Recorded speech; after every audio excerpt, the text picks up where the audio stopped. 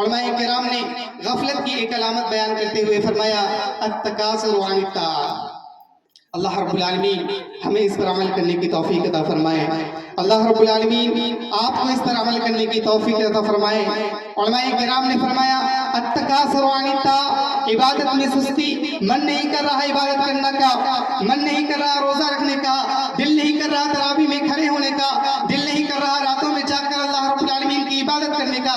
التکاثر عن الطاعات، عبادت میں سستی، فجر میں اٹھا نہیں جا رہا، ظہر ہم سے ادا نہیں ہو پا رہا، مغرب میں ہم کو فرصت نہیں ملتی، رات میں نیند آتی ہے۔ اللہ رب العالمین سے خوف کھائیے، یہ سستی ہے۔ اور سستی کے حوالے سے نبی کریم صلی اللہ علیہ وسلم سے سوال کیا گیا کہ اے نبی کریم صلی اللہ علیہ وسلم، منافقین پر سب سے مشکل نمازیں کون سی ہے؟ نبی کریم صلی اللہ علیہ وسلم نے فرمایا الصلاۃ العشاء، عشاء کی نماز، وصلاۃ الفجر، اور فجر کی نماز۔ یہاں غور فرمائیں، نبی کریم صلی اللہ علیہ وسلم نے صرف 2 نماز چھوڑنے پر ان کو منافقین کہہ دیا، یہ منافقین کی علامتیں بتا دیا۔